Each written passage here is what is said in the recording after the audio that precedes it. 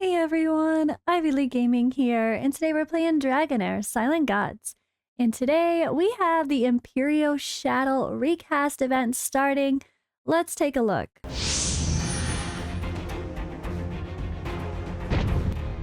Alright, so we have it all in front of us. I know some content creators saw it early because of starting on earlier servers or from the test server, so there's some videos out there about it. But we do have a little bit more info, and I'm going to kind of showcase that too, that isn't so obvious in the game. So at first glance here, we have the dungeons where we can win 90 points. It shows right here. I love that. It actually says that we could get up to 90 points from all of these events that are going to pop over the next month from getting these. Sorry, not 90 amethyst. So just by doing your normal stuff that you'd want to do anyway, aka farming a dungeon, easy enough, we're going to obtain points through Grave of Venom, which is perfect timing because, of course, our boosted rates for Legendary also started on the same day that this is popping. So if you're on the day 1 of launch, the 19th, on one of those servers, today is the day for you as well. And this is great. So 90 crystals that way. That's wonderful. So then we're going to have 60 possible through summoning, which is this Heliolite aggregation summons. So just by doing, I mean, you're going to probably have to do 20 no matter what, I think it was, to do this full event. And even more if you want to get higher or you're having trouble with the bosses.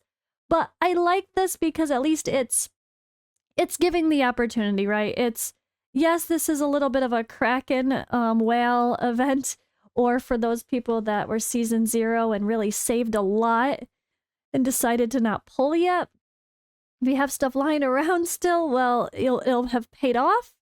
But this is definitely not, I would say overall, my first impressions are still going to say that this is not a free-to-play, friendly, low-spend event, which is a little bit disappointing. This game originally came out saying that it wanted to make things feel equal for players. It didn't want to feel like a pay-to-win game, but the more and more they do, they're just not making the best decisions, honestly. I'm just going to be honest. I love the game, and I think the staff has been nice to work with. But I have to be honest, when it comes to the developers, they are making terrible decisions still, and they're not really changing that. And I still hope for the best that they eventually learn from the complaints, but it doesn't look like it's getting to be a very friendly event for most players. If you're going to do any event, make it possible for people to grind for the best rewards, at the very least by just grinding, by spending time in the game, by putting extra effort, by working hard. Don't make it to where you have to spend to get something like this. It's just really disappointing. And I do think it's going to be pretty impossible because of these challenges. So there's all these different challenges, right? So you're going to get to choose different bosses. So let's say we want to fight Recast. He's going to be here. We have to go there to fight him, just like it did. This is just like Otherworld Exploration, guys. So you're kind of getting a heads up at what the season will look like for Otherworld Exploration, where we have these different bosses on the map. We're going to have to go to them. So let's go to one that's close to a teleportation circle. These bosses are going to be very hard. And I'm going to try to fight some myself. We'll have to take a look and see what we can do. But from what I heard, it's pretty hard to get 1 and 2 even. For doing these challenges. But luckily you get to try them again. If you fail, you can like re-accept it, I guess, like Vortex, or redo it is what I remember hearing. So that's really good. And then they have bonuses versus, like behind me here, it's, oop, as I move the wrong thing. Behind me, let's not move the board, let's move me. You could see radiant damage is the bonus. So this is exactly what I'm talking about when I've talked about Otherworld Exploration and saying you need a team of everything. You need 6 teams, ideally, to take the best advantage possible because, yeah, I mean, if you at least have your DPS be radiant for the sake of this team, you kind of want that 3 synergy. But overall, it's just going to be really beneficial to have as many teams as possible. And then when it comes to some of the others, I'm going to have to see what works for me for like fire, for poison. Because I don't have my poison team belt. Fire's gonna be my strong one. Excuse me. So I'm gonna have to see which one that is for and lines up, and I'll give it a try. But what I want to do is I want to show you guys a resource that actually talks about this event in better detail with a little bit of a guide format so we can all understand it pretty well. Make sure you, of course, read through the rules. We've kind of already done this before. But very quickly, the goal is to achieve UTOR, right? But you need 100 crystals to do that. And you can see we can get 60, 90, and 90 potential. So it's there, right?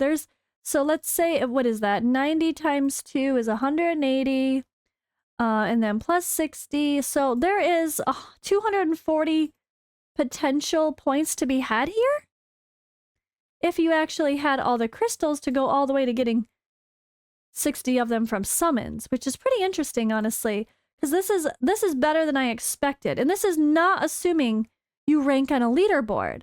So I think for someone like me who played season 0, and this is like my season 2 technically, or that I is going to spend or get content creator perks, we might be able to do this in a much easier fashion than having to beat the really hard bosses. So I'm really hoping I could get it. I mean, for the sake of being a content creator, I want to get this hero for my account. So I might go out of my way to get this hero because like for the sake of future content, for making videos that have him involved for those that do get him, or to see is he worth it. You know, I mean, of course I could get a test server if I really wanted to, but even the test server, we don't just get this hero, we have to grind for it. So that's not going to be something I could do. It's not a normal test server. They don't really give us test servers in this game, unfortunately. So because they don't really do a proper test server, we kind of have to sacrifice our accounts as content creators, sometimes to build heroes that feel free-to-play friendly.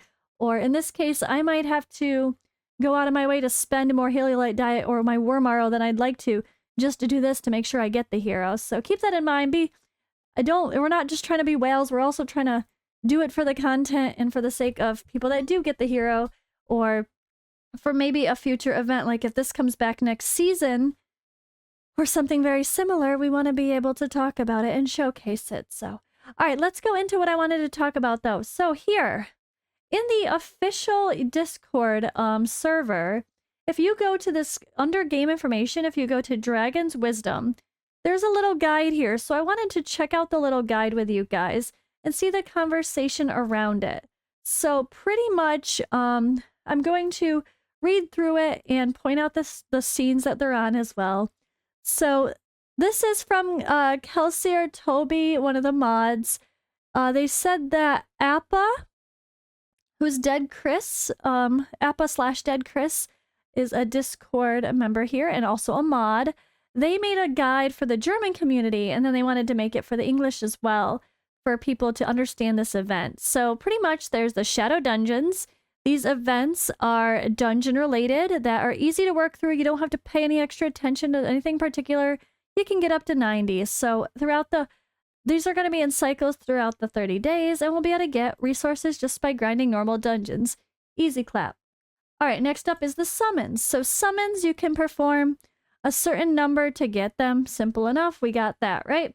All right, world bosses, we can see that that's going to be very difficult here with these continental challenges, but you have to keep in mind that so you can fight 3 battles in the first week. Only 3 of them, not all of them. So you got to pick and choose wisely. Let's see. So first week and the second week, there's up to 5. In the third week, a total of 6 different bosses. So there's only going to be so many bosses each week. Yeah, or so many fights per week, but it is going to increase. So what this is going to mean is you'll have a higher potential as it goes on, but you want to try to keep up with it as it goes on as well. Like, don't just skip it until you can do it. Try to do what you can early on. So I'm going to read through here. It says, mechanically, the bosses work like Vortex. You can reach a certain value and the corresponding reward, and after you can decide whether or not to keep it. This is the difficult part of the event. Personal experience, they would advise you to test all the bosses in advance and figure out your 3 teams. Feel free to exchange ideas in the Discord. only then it's worth it to really attack the bosses. Don't just take what you got and go with it, because you can only get so many rewards. As you see, like 5 is the highest reward for like the super kraken crazy probably impossible damage, and 1 is the base reward. So that's a huge variance, and you can only do 3 of them in the first week, so you want to get as many as you can. Let's see, and the weakest of the 6 bosses is probably Bion Frey. So I'm going to click that one here, because as a tank, he hardly is a danger for your team. Otherwise, as with Vortex, all champions are damage who can do single target, high single target damage are going to be great. So there's also going to be the leaderboard. So you can get extra crystals through the leaderboard as well, depending on how much damage you do with your 3 attacks. This is going to be based on ranking and the points you get from doing your 3 attacks. That's what this is for.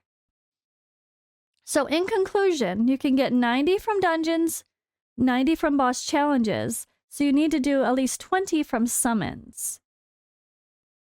But the likelihood that everybody is going to get the highest level points on these bosses,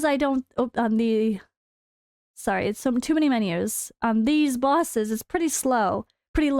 So are people really going to get the 200 that easily? I don't think so. But I do want to read something that Mathematics in here in Discord actually said that is very smart. So it's probably going to be, this is going to be hard no matter what. And as someone else said, it's going to be very slim that most people are going to be in the top 200. Most people are going to get the 200 points. It's going to be hard. It's going to be, with the rankings involved, that's going to influence it a little bit. So it's something, but it's better than nothing, right? But at least we get the 90 from the dungeons, just that is not related to doing the hard event itself, which I really like. But I want to point out again something that was a really good conversation topic. So keep in mind, guys, perhaps this will be a repeat event every season. Do keep in mind that for most players, this is your first season, right? As seasons go on, you're going to have better units to select from at the beginning of each season, which will probably be fully booked as well. And if they repeat the timelines, we'll know what to expect in advance, and you'll be able to plan more efficiently. Of course, they're just hypothesizing, but keep in mind that this is the first season, so there's bound to be some hiccups and opportunity to learn from mistakes. So if this event is way too hard and the community complains about it, hopefully they listen and they adjust it slightly so that people trying to enjoy their first season can actually enjoy it, right? That's kind of what we're hoping. We want people to enjoy it, or at least have some potential to get stuff. But at the very least, guys, from not even partaking in the real event itself, just from grinding dungeons, we're going to get 90 amethyst crystals as long as you just play the game. So here's the good part. That means at least 1 heliolite die, and then just do something to get 10 more. You're going to get your 2 you're going to get 2 heliolite die very, very easily from these events. So think of that as a nice bonus, guys. A very nice bonus. 2 heliolite die just from doing the dungeons, plus a tiny bit of something else. Great bonus. And then for me, I'm going to be loving the Starlight die. For my Starlight Challenge account, being able to get some of those is going to be huge. So that's going to be my main focus. I'm super excited to be able to do that. And I don't think it's going to be possible to get Utor on my Starlight Challenge account. But hey, I would say for most people, try to hold out on buying anything from the shop until the end. Get a feel for if you can pull for Utor or not. I don't think he's groundbreaking. I kind of wish he was more interesting. Defense in all battles by 30% is a great aura, though. When any other hero dies, he gains ultimate energy. This is a wonderful battle skill, though. The battle skill, healing prohibition and attack penalty, too. You know, that's what we love Sigrid for, although that's the sad part. We have Sigrid. We don't really need this. But she has like both things with her ultimate and her battle skill as well. But that's a really, really great battle skill. And hits hard. But I feel like the ultimate doesn't really go with the rest of the kit, but defense up 2 and resurrection of death for 10 seconds. So I feel like he's more of an annoying PvP hero than anything else, but I feel like this could make him a boss killer as well. So it depends on the synergy for your team. He could definitely help you survive boss battles where you need decreased attack and healing prohibition. You could even turn off the ultimate so he's not even using it if it's not needed for your boss battles in future content. So I think he's going to be he's going to be okay. I just wish he was more like sounding like he was more earth-shattering amazing to make this worth it, but I feel like this is just a little bit quirky of a combination of stuff. I'm not quite sure about it still, but this is more of a, if you care about Arena, you want this, but if you don't care about Arena, you might not care about this character kind of a situation, right, guys? Let me know what you think about Utor, if you have any particular places you'd want to use him, and let me know what you think about the event. Honestly, it's better than I expected. I did not expect to be able to get more than 200 without placing on the leaderboard, possibly. But I also know the reality is we're not hitting the top level every single time we hit these, so I still think it's a little bit too early for this hard of an event, especially when it feels like Otherworld Exploration, where you have to have the teams focused on certain elements to get the best damage potential. I think we're not quite ready for that. Most people that are Season 1, starting out at least, are not quite ready for that. But it's still nice. Any event is better than none. Last season, there was nothing else extra like this. And I'm glad there's at least something extra to kind of mix in to keep everyone entertained. If you're done with like the main part of the story, then you know you have this coming up.